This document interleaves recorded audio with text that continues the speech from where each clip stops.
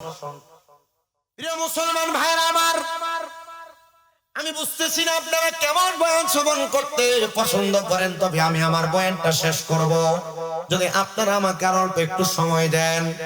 আল্লাহর নবী রাহমাতুল লিল আলামিন নবী বলেন, মুমিন বান্দা মুত্তাকি বান্দাটাকে যখন নিয়ে যাওয়া হবে, মুমিন বান্দা মুত্তাকি বান্দাটারে নিয়ে যাওয়ার সাথে সাথে মুমিন বান্দাটার জন্য জান্নাতের পুরস্কার দেওয়া হবে। তাহলে দুইটা পানির কথা বললাম। তিন নাম্বার আরেকটা পানি আছে, যে পানিটার নাম হলো জান্নাতের লাবান, মানে জান্নাতের দুধ। নবীজি জান্নাতের দুধ কারা কারা পান করবে? বলে যারা কখনো পরের হক মেরে মেরে খায় নাই, জমি দখল করে নাই, এরা ওই জান্নাতের পানিটা দুধরা পান করবে। আর 4 নাম্বার জান্নাতের মধু, ওই জান্নাতের মধু তারা পান করবে যারা দুনিয়ার জমিনের মধ্যে কখনো মিথ্যা কথা বলে নাই, জবান দ্বারা মন্দ কথা বলে নাই, গালিগালাজ করে নাই, তারাই ওই জান্নাতের মধুগুলা পান করবে। শুনেন আমার এই রাঙ্গালিয়ার জান্নাতের বাগানের বাবা বন্ধুরা, মুসলমান ইমানদারেরা, ওই জান্নাতের পানি যদি আপনারা পান করতে চান, আপনারা আপনাদের ঈমানটাকে পরিপূর্ণ বানান, ঈমানটাকে পরিপূর্ণ বানান। সাহাবায়ে কারাম নবীজিকে প্রশ্ন করেন, ইয়া রাসূলুল্লাহ, মায়ার নবী রাহমাতুল লিল আলামিন নবীজি, ওই জান্নাতের মধ্যে কারা কারা থাকবে আপনি তাদের পরিচয় বলেন। বলে দুই প্রকারের ব্যক্তি ওই জান্নাতের মধ্যে থাকবে, রাদিয়াল্লাহু আনহুম ওয়া রাদু আন, তারা আল্লাহকে খুশি করতে পেরেছে, আল্লাহ যাদের প্রতি রাজি খুশি হয়েছে, অথবা যারা আল্লাহর প্রতি রাজি হয়েছে, আল্লাহ যাদের প্রতি রাজি হয়েছে, তারাই ওই জান্নাতের মধ্যে থাকবে। তারা কারা, তাদের পরিচয় কি? বলে যালিকা লিমান খাশিয়া রাব্বা, তারা হলো ওই ব্যক্তি যারা দুনিয়াতে আল্লাহকে সবচাইতে বেশি ভয় করেছে।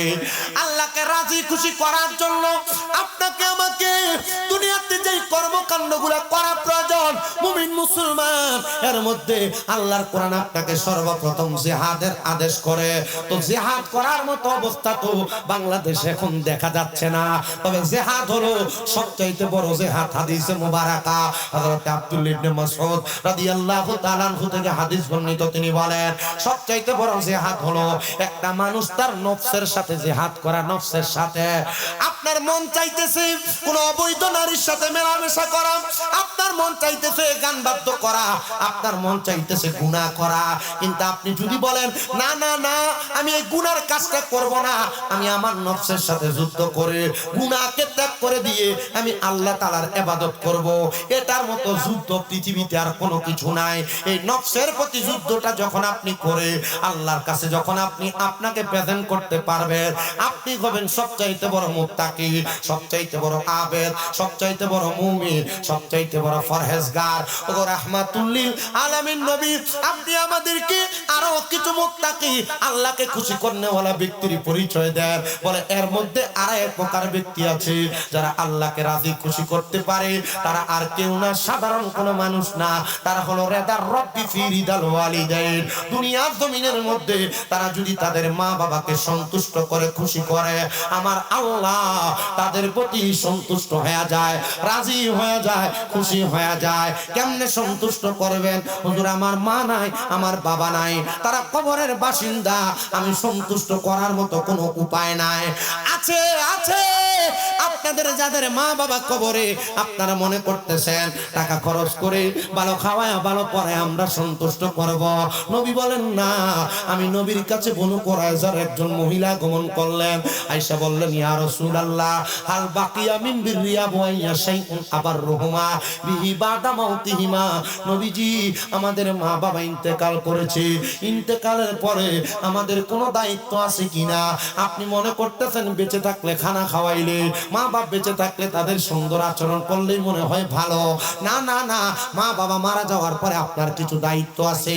এর মধ্যে 1 নাম্বার দায়িত্ব নবী বলেন, ও মুসলমান, 1 নাম্বার দায়িত্ব আসসালাতু আলাইহিমা, তোমরা তোমাদের মা বাবার জন্য দোয়া করবা। দোয়া যদি তোমরা দোয়া করো, আল্লাহ তাআলা তোমাদের মা বাবারে maaf করে দিবে। রাহমাতুল লিল আলামিন নবী 1 নাম্বার বললেন আসসালাতু আলাইহিমা, দোয়া করার জন্য। শুনেন দোয়াটা কেমন উপকারে লাগে। হযরত ওসমান জিন নূরাইন রাদিয়াল্লাহু তাআলা আনহু বলেন, আমি একদিন দেখলাম আমার নবীজি ওনার আম্মা এবং আব্বার কবরস্থানের সামনে দাঁড়ায়া দাঁড়ায়া চোখ মুবারকের পানিগুলো ছেড়ে দিয়ে দিয়ে কান্না করতেছে। আমি জিজ্ঞাসা করলাম ফিদাকা আবি ওয়া উম্মি ইয়া রাসূলুল্লাহ, আমার মা বাবা আপনার কদমে কুরবান হোক। নবীজি আপনি বলেন না আপনি কেন কবরস্থানের সামনে দাঁড়ায় দাঁড়ায় কান্না করতেছেন? নবী বলেন, উসমান জিন নুরাইন শুনে রাখো, আমি কেন কান্না করি? আমার মা কবরে, আমার বাবা কবরে, আমি এখানে দাঁড়ায়া তাদের জন্য মাগফিরাত কামনা করি আল্লাহর দরবারে। নবী তাদের কি লাভ হবে? আপনি দুনিয়ায়, তারা কবরে।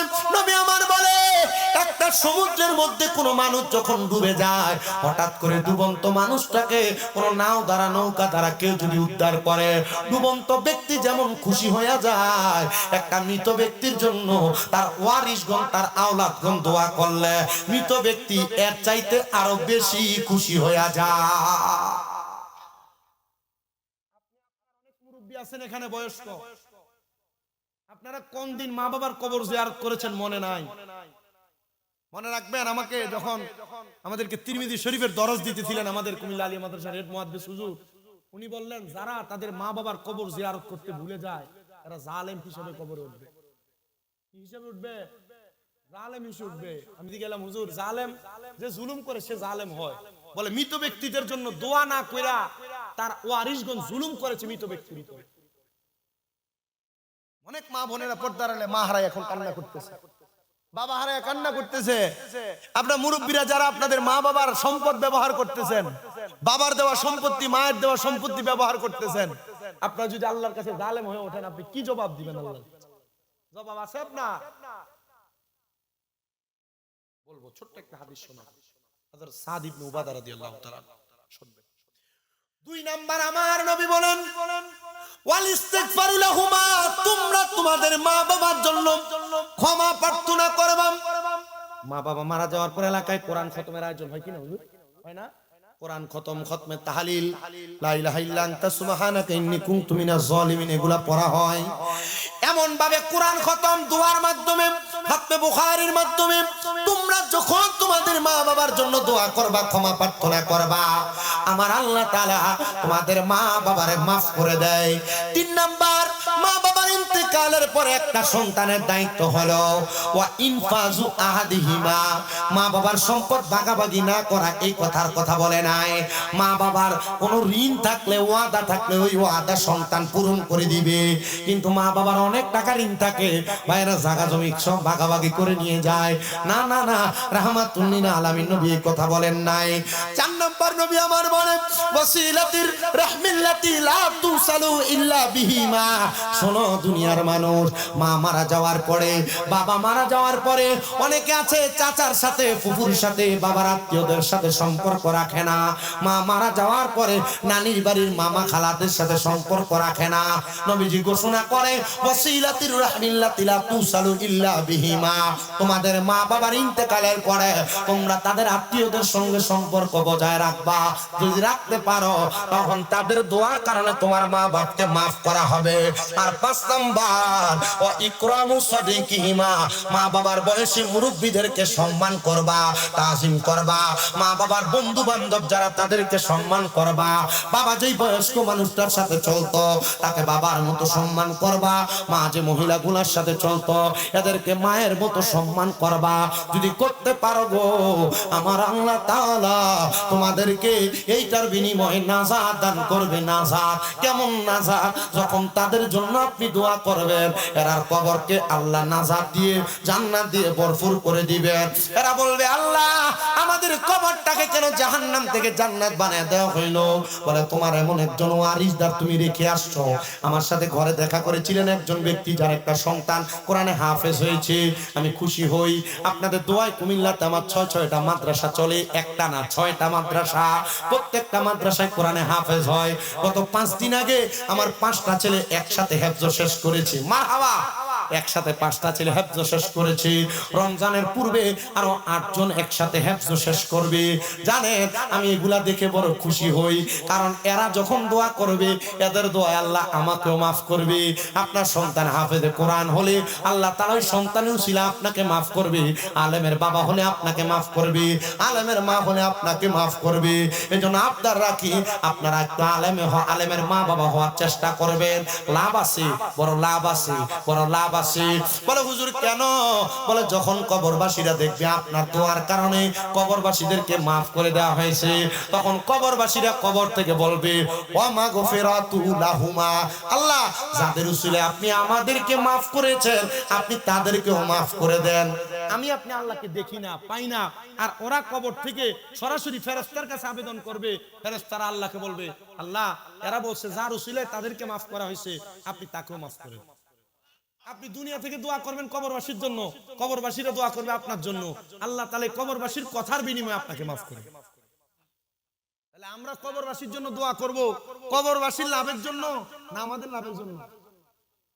কবরবাসীদের জন্য দোয়া করলে লাভ কার হুজুর? আমাদের না, আমাদের নিজের লাভ। আপনারা আমার মাহফিলের ওয়াজের থেকে যদি সময় পান, সুযোগ পান, আমার জুমার অনেক আলোচনা আছে ইউটিউবে, এক একটা বিষয় এক এক সময় আলোচনা, এক একটা বিষয় এক এক সময় বয়ান, আমার প্রত্যেকটা জায়গায় প্রত্যেকটা কথা আছে। আপনার চেষ্টা করবেন এগুলো বুঝতে, চেষ্টা করবেন শুনতে, যদি সম্ভব হয়। বাবাজি ওয়াজ মাহফিলের ময়দান বর্তমান ফিতনা ফাসাদ অনেক হচ্ছে, আমার কথা হচ্ছে আমার যে কথাটা আপনার ভালো লাগবে আপনি সেটা মানবেন, যেটা ভালো লাগবে না সেটা মানার দরকার। ঠিক আছে না? ঠিক আছে না? যেটা ভালো লাগবে এটা মানবেন। আপনি দোয়া করলে আপনার লাভ। তো হযরত সাদ ইবনে উবাদা রাদিয়াল্লাহু তাআলা নবীজির কলিজার টুকরা একজন সাহাবী, নবীজি ওনাকে পাঠাইলেন যুদ্ধ করার জন্য। কি করার জন্য? যুদ্ধ করার জন্য পাঠাইলেন।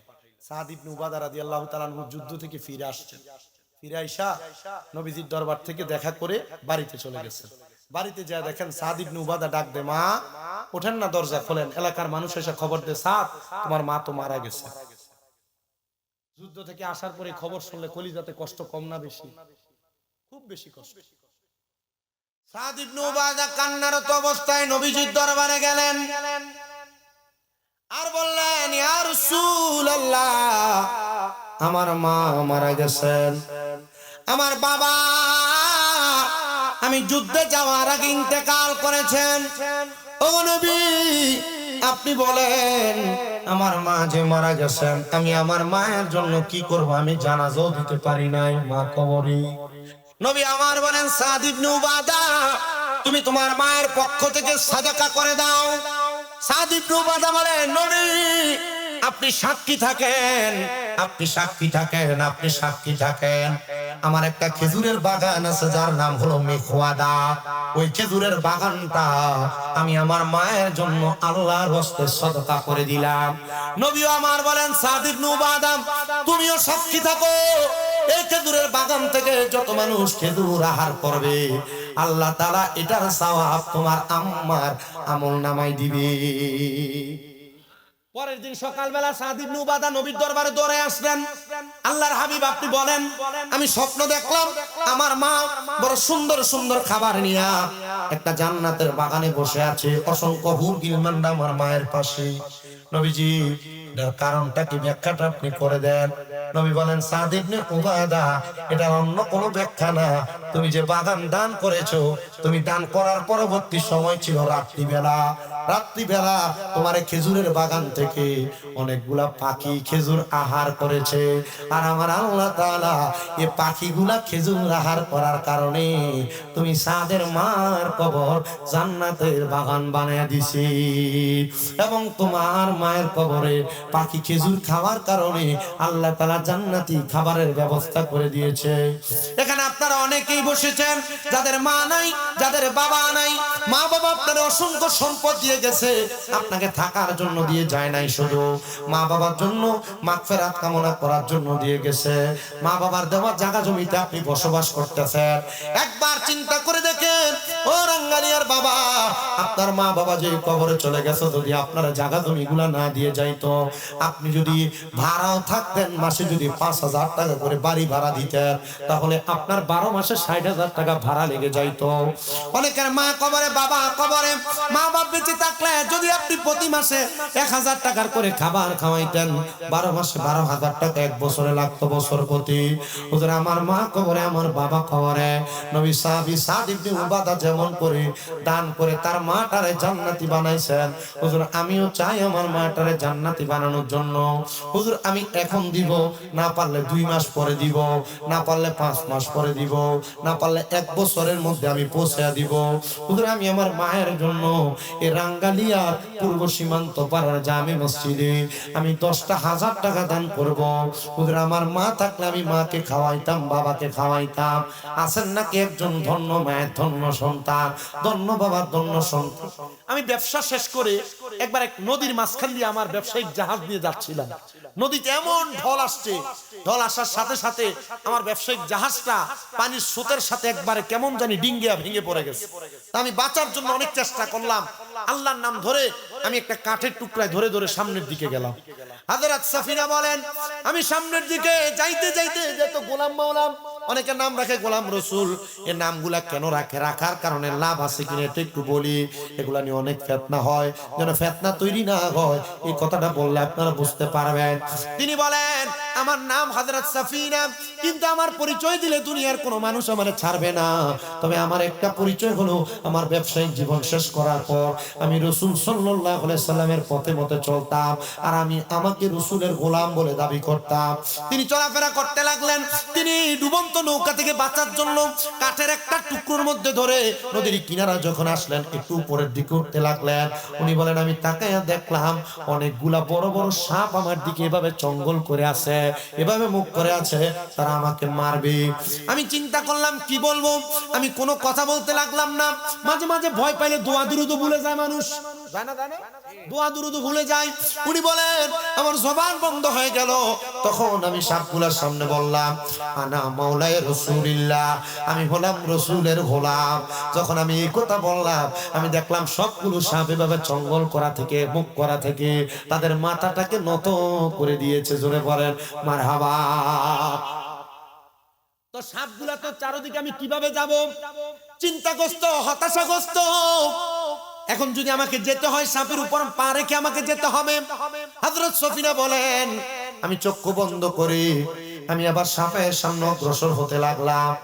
আমি যখন সামনে অগ্রসর হই হঠাৎ করে দেখলাম সাপের জবান খুলে গেছে। খুলে দেওয়ার মালিক কি? বলেন না, খুলে দেওয়ার মালিক কে? সাপের জবান খুলে গেছে। আমাকে একটা সাপের জবান থেকে আওয়াজ দিয়ে বলা হচ্ছে আমার মাথার উপর তোমার পাও রাখো, তোমার পা দ্বারা আমি তোমাকে, আমার মাথা দ্বারা তোমাকে উদ্ধার করে দিব। সাপ তখন তার ঘাটটা কেমন ভাবে তুলে দিলেন, সবগুলা সাপকে ওভারটেক করে হযরত সফিনা সেখান থেকে সামনে চলে গেলেন। উনি বলেন আরেকটু উপরের দিকে উঠলাম, উঠার পরে দেখলাম জঙ্গলার মধ্যে বড় ভাগ আমাকে আক্রমণ করার জন্য কেমন জানি খাওয়া করতেছে এমন অবস্থা। তখন আমি আর কোনো কথা বলতে পারলাম না, শুধু বললাম আনা মাওলাই রাসূলুল্লাহ। আমি বললাম আমি হলাম রাসূলের গোলাম, আমার পরিচয় দিলাম। আমি পরিচয় দেওয়ার পরে দেখলাম বাঘটা তার মাথাটাকে নোয়াইলেন, নিচের দিকে করলেন। তখন আমি সেখান থেকে বেঁচে চলে আসলাম। তারপর থেকে বসলাম মাওলার গোলাম, রাসূলের পাকের গোলাম যারা, তাদেরকে আমার আল্লাহ তাআলা গায়েবী ভাবে সহযোগিতা করে। আর যারা এমন পরিচয় দেয় তাদেরকে দুনিয়ার সব মানুষও ভয় পায়, বন জঙ্গলার পশু পাখিও ভয় পায়। এবার আপনারা বলেন আল্লাহ রাসূলের গোলাম হতে পেরে আমরা সবাই খুশি নাকি বেজার? তো এবার একটু মনোযোগ লাগে শুনেন, একটা জাহান্নামী কয় হাজার বছর জ্বলবে? জোরে সবাই জবাব দেন, বলেন কয় হাজার বছর জ্বলবে? নবী আমার বলেন উম্মত শুনো, 3000 বছর যখন জাহান্নামীরা জাহান্নামে জ্বলবে, জাহান্নামের আগুনের রং কিন্তু একরকম থাকবে না। জাহান্নামের আগুনের রং হলো 3টা। লাল রঙের আগুনের মধ্যে এক একটা জাহান্নামীকে 1000 বছর ধাও ধাও করে জ্বালানো হবে। এবার জাহান্নামের আগুনের রংকে 1000 বছর পরে লাল থেকে সাদা ধোঁয়াযুক্ত রং বানিয়ে দেওয়া হবে। ওই বান্দা আরো 1000 বছর জাহান্নামের আগুনে ধাও ধাও করে জ্বলতে থাকবে। ওই বান্দাটারে এবার 2000 বছর জাহান্নামের আগুনে জ্বালায়া জাহান্নামের আগুনের রংটাকে কালো ধোঁয়াযুক্ত আগুনের রং বানিয়ে দেওয়া হবে। 3000 বছর জ্বালাইবেন। নবী যখন এই বক্তব্য দিতেছিলেন, মসজিদে নববীর একটা মিম্বর আছে, যে মিম্বরের পাশে দাঁড়ায়া আমি গত বছর নামাজ পড়ে আসছি হজের মধ্যে। ওই মিম্বরের মধ্যে আমার নবী দাঁড়ায়া দাঁড়ায়া যখন বক্তব্য দিতেছিলেন, এমন টাইমে আমার নবীজির সামনে 70 মতান্তরে 72 জন আহলে সুফফার সদস্যরা নবীজি বক্তব্য প্রদান করে। নবীজির 40-42 জন সাহাবায়ে কেরাম কান্না করতে করতে বেহুশ হয়ে গেছেন, আর 30 জন সাহাবায়ে কেরাম গড়াগড়ি করে কান্না করতেছেন। আল্লাহর হাবিব মুহাম্মাদুর রাসূলুল্লাহ আপনি বলতেছেন জাহান্নামীদেরকে এতক্ষণ পর্যন্ত আযাব দেওয়া হবে দুনিয়ার একদিন না 500 বছরের মতো অথবা 500 দিনের মতো আল্লাহর হাবিব সাল্লাল্লাহু আলাইহি সাল্লাম বলতেছেন হাসরের ময়দানের একদিনের মতো শোনো রে মানুষ শোনো তখন সাহাবায়ে কেরাম নবীজিকে বলেন ইয়া রাসূলুল্লাহ নবীজি গো আপনি বলেন না মানুষ কি তখন এত কঠিন আযাব সহ্য করতে পারবে তাদেরকে কি মাফ করা হবে না তাদেরকে কি কথা বলার সুযোগ দেওয়া হবে না হ্যাঁ সুযোগ দেওয়া হবে 3000 বছর আগুনে জ্বালায়া পুরায়া আঙ্গার করার পরে আবার তাদেরকে মানব আকৃতি দিয়া আমার আল্লাহ তাআলা তাদেরকে তাকাসসুর নামক একটা জায়গাতে দাঁড় করায় দিবে এই যে মাটি দেওয়ার সময় আপনারা পড়েন মিনহা খালাকনাকুম ওয়া ফিহা নুঈদুকুম ওয়া মিনহা নুখরিজুকুম তারাতান উখরা আরে বাবা এই আয়াতের মধ্যে আপনারা সবাই অনুবাদ করেন আমরা আলেমরাও বলি আল্লাহ মাটি দিয়া বানাইছেন মাটির মধ্যে ঢুকাবেন মাটি থেকে বের করবেন না না না কোন আলেমকে জিজ্ঞেস করবেন আপনার এলাকার হুজুর এই জায়গায় যে বলল মিনহা খালাকনাকুম ওয়া ফিহা নুঈদুকুম ওয়া মিনহা নুখরিজুকুম তারাতান উখরা আল্লাহ মাটি দিয়া বানাইছে এই আয়াতের কোন জায়গার ভিতরে মাটি শব্দটা নাই কি নাই মাটি শব্দটা এই আয়াতের কোন জায়গাতে নেই তাহলে কিভাবে মিনহা খালাকনাকুম ওই যে মিনহা দ্বারা হায় জমির দ্বারা আয়াতের আগের অংশ মাটির করতে বলে মারহাবা আমাদেরকে যখন মাদ্রাসায় তাফসীর পড়ান আমি এই বছর কুমিল্লা ইসলামী আলিয়া মাদ্রাসা থেকে কামেল পরীক্ষা ফাইনাল দিই আপনাদের দোয়ায় আমি যখন এসএসসি দিলাম দাখিল পরীক্ষা দিলাম তখন থেকে আমি ওয়াজ করি মোটামুটি 9 বছর চলে আমি ওয়াজের জগতে পুরা 9 বছর হইলে তো মোটামুটি অনেক বছর না আমি ওয়াজ কেন এটা মোটামুটি আমার এলাকার মানুষ আমার আশেপাশে এলাকার মানুষ আমি যখন কথা বলি তারা আমার কথাগুলো পছন্দ করতেন করে করে ডাকতেন ঢাকা থেকেই বক্তা এয়ারপোর্ট থেকে আমার হুজুররা আমার উস্তাদরা আমাকে বলছেন যেহেতু আলোচনা করো কুমিল্লা ইউনিভার্সিটিতে বাংলা অনার্স ফাইনাল করা শেষ হলো তো আমাকে বলছে যেহেতু আলোচনা করো কোরআন হাদিসের প্রতি একটু মনোযোগী থাকতে হবে আমি বলছি হুজুর আপনারা পড়াইলে আমার পড়তে অসুবিধা কি মারহাবা আরো জোরে পড়েন না মারহাবা এই জন্য আমার কষ্ট এই যে সামনে জানুয়ারিতে পরীক্ষা এমনও পরীক্ষার দিন আছে পরীক্ষা দিয়ে যায় 2টা মাহফিল করতে কথা কি বুঝতে পারছেন আপনারা আমি আপনাদের কাছে কথাগুলো বলি শোনেন একটু মনোযোগ লাগায় শুনলে আমার কাছে ভাল লাগবে আপনাদের কাছেও ভাল লাগবে তাহলে 3000 বছর জ্বালাবেন একটা জায়গায় দাঁড় করাবেন যে জায়গার নাম হলো তাকাসসুর বলেন জায়গার নাম কি নবীজি সাহাবায়ে কেরাম কান্না করতেছেন আর বলতেছেন ও আল্লাহর হাবিব তাকাসসুর নামক জায়গার মধ্যে যখন দাঁড় করানো হবে তখন কি বান্দাকে কিছু বলার সুযোগ দেওয়া হবে আপনাদের এই রাঙ্গালী এলাকায় পাবনা এলাকায় যখন চোর ধরা হয় চোর ধরে না চোর ধরা হয় চুরি করার পরে বাঁশের সাথে গাছের সাথে যখন বাঁধা হয় 2-3 ঘা মারার পরে সে বলে হ্যাঁ ভাই মাইরো না আমি চুরি করছি পেটের দায়ে স্বীকার করে কিনা ওই সময় তাকাসসুর নামক জায়গায় দাঁড় করানোর পরে একটা জাহান্নামী ব্যক্তিকে বলা হবে বলো তুমি কি বলতে চাও তখন বান্দা 3 বার তার জবান দ্বারা বলবে পানি পানি পানি 3 বার বলবে আপনি আমি চিন্তা করতেছি যদি আমাকে সুযোগ দেয় আমি বলবো আমাকে মাফ করে দাও না না না বান্দা তারা 3000 বছর জ্বালানো পুরানোর পরে বান্দা তখন জবান দ্বারা বলবে পানি পানি পানি সাহাবায়ে কেরাম কান্না করতেছেন ইয়া রাসূলুল্লাহ ইয়া হাবিবাল্লাহ আপনি নবী বলেন না যখন বান্দাকে তখন পানি কি দেওয়া হবে নাকি বান্দা তো গুনাহগার বান্দা তো জাহান্নামী বান্দাকে কি তখন পানি দেওয়া হবে নাকি নবী আমার বলেন দেওয়া হবে কেমন পানি দেওয়া হবে দুনিয়ার মিনারেল ওয়াটারের মতো না না না রাহমাতুল লিল আলামিন নবী বলেন বান্দাকে যখন পানি দেওয়া হবে ওই পানিটাকে বলা হয় তিনাতুল খাবাল হাদিস শরীফের মধ্যে পানিটাকে তিনাতুল খাবাল বলে অন্যান্য জাহান্নামীদেরকে জাহান্নামের আগুনের মধ্যে জ্বালানোর কারণে ঝলসানোর কারণে যে রক্ত এবং পুঁজগুলো বেয়ে বেয়ে পড়ছে ওই রক্ত এবং পুঁজগুলা বান্দাকে দেওয়া হবে পান করার জন্য বান্দাকে রক্ত এবং পুঁজগুলা দেওয়া হবে হবে। বান্দা রক্ত পুষগুলা পান করার জন্য মুখের কাছে কেমনে নিবে শোনেন। দুনিয়ার কোন গ্লাসের মধ্যে করে মগের মধ্যে করে বান্দাকে পানি দেওয়া হবে না। একটা লোহার উত্তপ্ত গরম আগুনের মধ্যে গরম করা একটা আগুনের পাত্রের মধ্যে করে বান্দাকে টকবক টকবক করে ফুটনেওয়ালা রক্ত এবং পুষগুলা দেওয়া হবে বান্দাকে পান করার জন্য। আর রাসূলুল্লাহ তখন কি আপনার বান্দা উম্মতরা পান করবে নাকি? বলে হ্যাঁ পান করবে। যখন তার সামনে ওই পানিটা নেওয়া হবে, তার পিপাসার কারণে তার গলা শুকিয়ে কাঠের মতো হয়ে যাবে, তখন ওই রক্ত পুষগুলা সে তার জিহ্বার মধ্যে ঢালবে।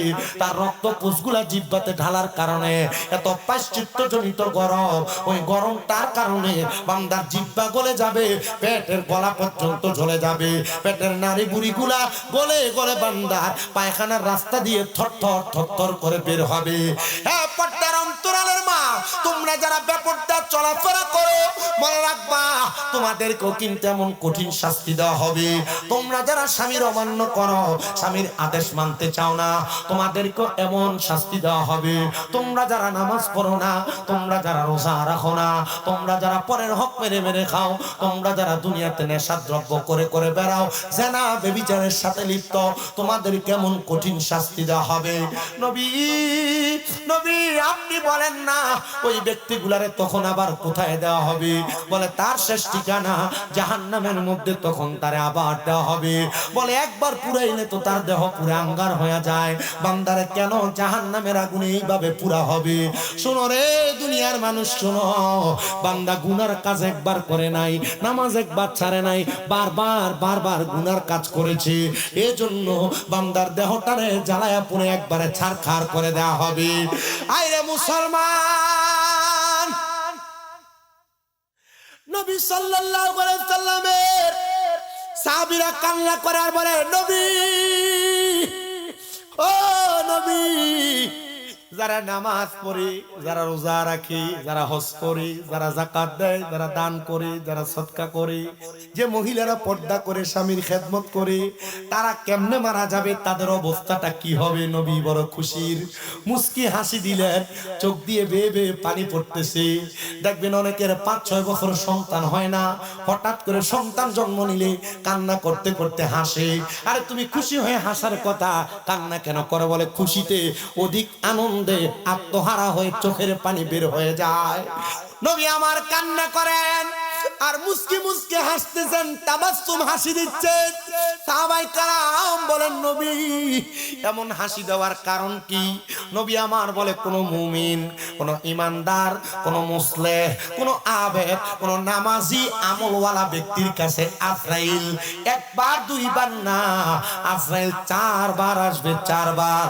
কিন্তু আজরাইলের সাধ্য নাই আল্লাহর আদেশ ছাড়া, হুকুম ছাড়া মুমিন ইমানদারের স্বার্থ আর দেহ থেকে রূহ আলাদা করবে। জোরে জোরে পড়েন আল্লাহু আকবার। মুমিন হয়ে যান, মুমিন নামাজি হয়ে যান, রোজাদার হয়ে যান, দেখেন আপনার দাম কত, দেখেন আপনার সম্মান কত। পর্দার অন্তরালের আম্মুজি, পাবনার মা বোনেরা, আমি চাই না পাবনা এলাকার কোন মহিলারা জাহান্নামে যাক। আমি চাই আমার প্রত্যেকটা মা, প্রত্যেকটা বোন, প্রত্যেকটা চাচি জেঠি দাদিরা জান্নাতে যাক। তবে মা, জান্নাতে যদি যাইতে চাও এমন একটা জীবন গঠন করো যে জীবনে তোমার মরার পর তুমি হাসতে হাসতে মরবা আর তোমার জন্য তোমার স্বামী কান্না করবে। কথা বলেন না? আপনারা যেখানে এতগুলো মানুষ আছেন বোঝা যাচ্ছে এত নীরবতার সাথে বয়ান শ্রবণ করছে, ভালো লাগতেছে। অন্য জায়গায় পোলাপান কথা বলে, বাচ্চা কথা বলে, মানুষ মোবাইল টিপে বাদাম খায়, এটা খায়, ওটা খায়। শুকরিয়া আপনার মানুষকে সাদর সুভাষণ কি বলেন, ঠিক আছে না? আমার এলাকার মানুষকে পছন্দ হয়েছে। আমি আগেও বলছিলাম গত বছর জানুয়ারিতে, গত বছর এই বছরই জানুয়ারিতে ভাঙ্গুরাতে আসাতে যে মসজিদ পাড়া না কি বলে, ভাঙ্গুরা শহরের দিকে, তখন আমি ওইখানেও দেখলাম এরা এই নীরবতার সাথে বয়ান শ্রবণ করছে। আলহামদুলিল্লাহ। একটা মুমিনের কাছে আজরাইল আসবে কয়বার? বলে না, বলে না, কথা বলেন, বলেন না কয়বার? জবান খুলে বলেন কয়বার? 4 বার আজরাইল আলাইহিস সালাতু ওয়াস সালাম আসবে, কিন্তু মুমিন বান্দার রূহ আজরাইল কবজ করতে পারবে না। নবীজি কেন? কারণ বেঈমানকে কষ্ট দেওয়া হয়েছে, জিহ্বায় কামড় দিয়েছে, নাকে মুখে রক্ত বের হয়েছে, চোখ উল্টে গেছে। মুমিন বান্দা তো এমনি কষ্ট পেয়ে পেয়ে মারা যাবে না। নবীজি কেমন করে মারা যাবে আপনি বলেন না। নবীজি আবার বলতেছে, যখন কোনো মুমিন মারা যাবে, যখন কোনো নামাজি মুত্তাকি মারা যাবে, পর্দাশীল নারী মারা যাবে, তখন আজরাইল আসার আগে ওই মুমিনের কাছে দুইটা ফেরেশতা আসবে। কিন্তু ওই দুইজন ফেরেশতা ভয়ঙ্কর কোন রূপ নিয়ে আসবে না। ওই দুইজন ফেরেশতার একজনের হাতের মধ্যে মেশকো আম্বরের আতর থাকবে, মেশকো আম্বর, যে আতরটা জান্নাতি আতর নামে পরিচিত, মেশকো আম্বরের আতর থাকবে। আরেকজনের হাতে জান্নাতি আপেল থাকবে, আপেল। ওই মেশকো আম্বরের আতর নিয়ে মুমিন বান্দার সামনে দাঁড়ায়া থাকবে, আর আপেলটা নিয়ে বান্দার সামনে দাঁড়ায়া থাকবে। আজরাইল আইসা মুমিন বান্দা, নামাজি বান্দা বুকের মধ্যে এমন ভাবে খাবা দিবে, রুহটা বের করার জন্য ওই বান্দার বুকের মধ্য থেকে দুইটা ফেরেশতা দাঁড়ায় যাবে। রে আজরাইল, বান্দার বুক দিয়ে রূহ বাহির করতে দেওয়া হবে না। কি বলো মালাকুল মাউত আজরাইল, আমাকে তোমরা কাউন্টার করো, সাহস কি এত নাকি? হ্যাঁ, মুমিন বান্দার কাছে দুইজন ফেরেশতা থাকবে, যাদের এত বেশি সাহস থাকবে আজরাইল রূহ নিতে পারবা না। বলে কারণ কি? বলে মুমিন বান্দার বুকের মধ্যে আল্লাহ এবং রাসূলের ভালোবাসা আছে। আল্লাহ ঘরে ঘরে যান। এই তোমার এই ইঞ্জিন এটা ঠিক আছে তো না? মোটামুটি এ আমার কানের কাছে যে এক তাকবীর মারছে, আমি মনে করছি আমার ডান কান ঝালা ভালো হয়ে গেছে। মাশাআল্লাহ, একবারে শক্তি। আল্লাহ তোমাদেরকে হুসাইনি সৈনিক বানায়। কি বলেন, নবীর নাতি ইমাম হুসাইনের সৈনিক হতে চাই কিনা? যে যুদ্ধ করেছেন একসাথে ৭২,০০০ লোকের সাথে যুদ্ধ করছে। এটার গলা তেমন।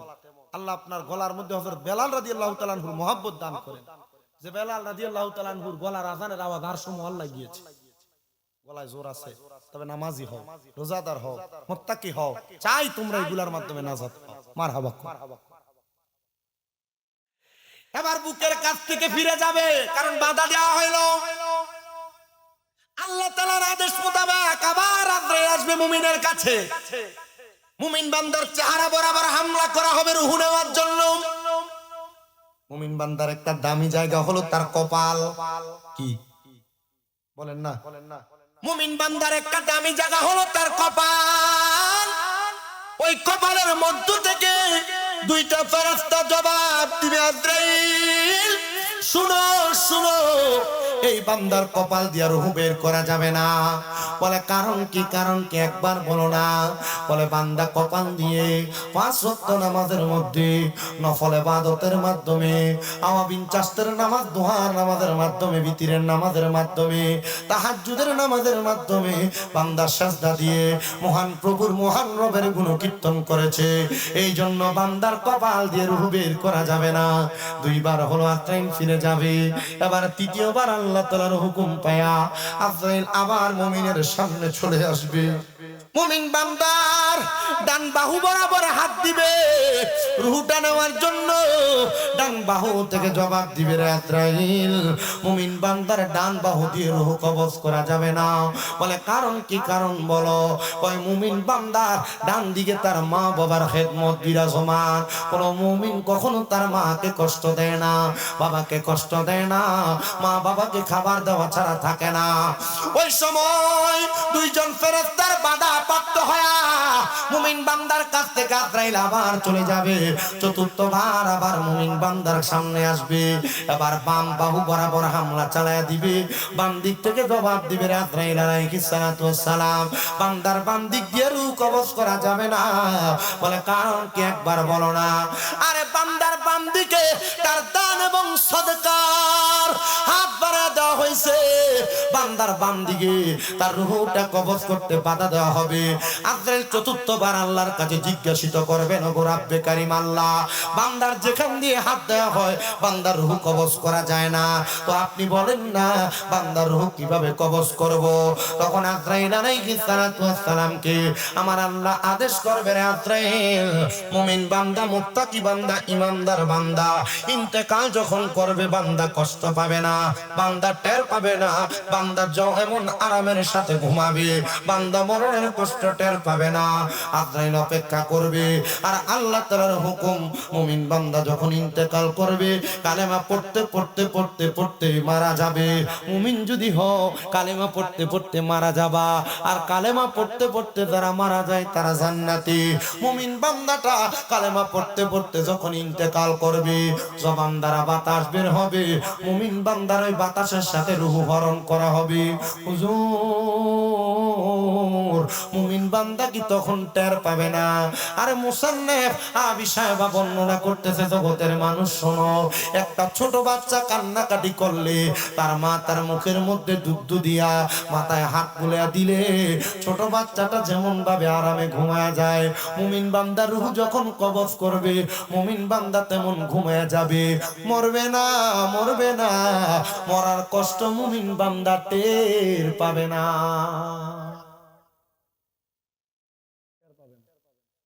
মুমিন হন কি হন? আগে যারা ছিল তারা কারা?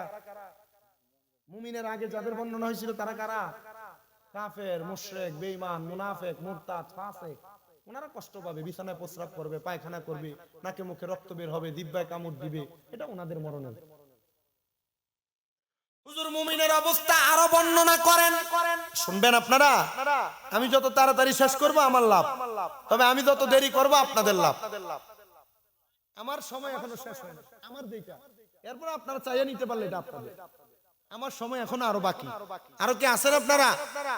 কি বলেন সেক্রেটারি সাহেব, আরো চলবে? তাহলে আপনারা যদি চালান আমি চালাইতে রাজি। সবাই জোরে পড়েন মারহাবা। তবে একটু আমার সাথে একটা গজল পড়েন, পারবেন তো ইনশাআল্লাহ?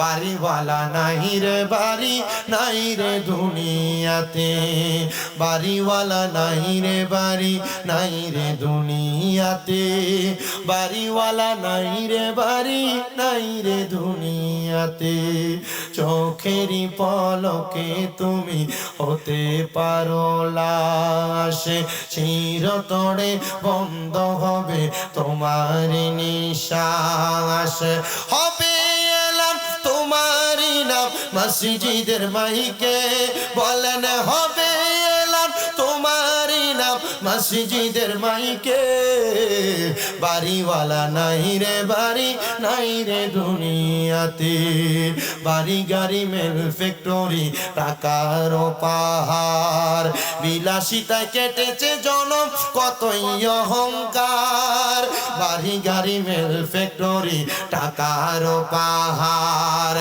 বিলাসিতায় কেটেছে জনম কতই অহংকার, দামি কাপড় ছেড়ে হবে, দামি কাপড় ছেড়ে হবে সাদা কাফন পরিতে, বাড়িওয়ালা নাই রে বাড়ি, নাই রে দুনিয়াতে, বাড়িওয়ালা নাই রে বাড়ি, নাই রে দুনিয়াতে, বাড়িওয়ালা নাই রে বাড়ি, নাই রে দুনিয়াতে, তোমার ভয়ে থাকতো মানুষ ছিল বাহাদুরি, ভাবনি হাওয়ায় উড়া তুমি যে রঙিনী ঘুড়ি, সুতোয় টানে দিলে মালিক, সুতোয় টানে দিলে মালিক পারবে না থাকিতে, বাড়িওয়ালা নাই রে বাড়ি, নাই রে দুনিয়াতে, বাড়িওয়ালা নাই রে বাড়ি, নাই রে দুনিয়াতে, বাড়িওয়ালা নাই রে বাড়ি, নাই রে দুনিয়াতে। রাঙ্গালিয়ার কত মানুষ এলাকাতে ছিল এখন কবরের বাসিন্দা, কেমন আছে আপনি জানেন না, জানবেন কেমনে তাদের খবর আপনি রাখেন না। কিন্তু যারা মুমিন আল্লাহ রাস্তায় চলে গেছে আল্লাহ তাদের ব্যাপারে বলেন, ওয়ালা তাকুলু লিমান ইউকতালু ফি সাবিলিল্লাহি আমওয়াত, যারা আমি আল্লাহর রাস্তায় চলে গেছে, তোমরা তাদেরকে মৃত বলো না? আরে আল্লাহ কি বলেন, মৃত বলবো না? বলে হ্যাঁ, বাল আহইয়াউন, তারা জিন্দা, ওয়ালাকিন লা তাশকুরুন। এদেরকে যারা মৃত বলে এরা নির্বোধ, এরা বোকা। তারা মুমিন বান্দা, তারা ইমানদার বান্দা, তারা আল্লাহ তাআলার কোরআন মোতাবেক, আল্লাহ তাআলার ঘোষণা মোতাবেক তারা মারা যায় না, তারা ইন্তেকাল করে। ইন্তেকাল আরবি গ্রামাটিক্যালে ইন্তেকাল শব্দটা ভাবে ইনফিয়ালের ওজনে স্থানান্তরিত হওয়া, জায়গা পরিবর্তন করা। তারা দুনিয়ার জগৎ থেকে তারা আখিরাতের জগতের মধ্যে জিন্দা থাকে। জোরে জোরে বলেন আলহামদুলিল্লাহ। এবার মুমিনের রূহটা নিয়ে যাবে আজরাইল। মুমিন বান্দার রূহ এবং আজরাইলের সঙ্গে কথা হবে। বেঈমান বলছিল আমারে কেন এত তাড়াতাড়ি নিয়ে যাও? মুমিনের রূহ ডাক দিয়ে বলবে আজরাইল তুমি কেন আমারে এত আস্তে আস্তে নিয়ে যাচ্ছ? আর বলে কি, আজরাইল তো একই গতিতে নিয়ে যাচ্ছে। মুমিন বান্দা বলবে তুমি আমারে কেন এত আস্তে আস্তে নিয়ে যাও? বলে কেন, তোমাকে কি আরো তাড়াতাড়ি নিয়ে যাব? বলে হ্যাঁ, তুমি যদি জানতে আল্লাহ তাআলা আমার জন্য কত মজাদার আরামদায়ক জায়গা রেডি করে রাখছে, তাহলে তুমি আমাকে তো আস্তে আস্তে নিয়ে যাইতা না, তুমি আমারে আরো তাড়াতাড়ি নিয়ে যাইতা। ইমানদারের তাড়াহুড়া থাকবে। ইমানদারের এই দুনিয়াটা জান্নাতের মতো মনে হয় না। দুনিয়াটা জান্নাতের মতো হয় না, মনে হয় না। ইমানদারের জন্য আখিরাত উত্তম। মারহাবা। ইমানদার বান্দার রূহ যখন নিয়ে যাবে প্রথম আসমানে,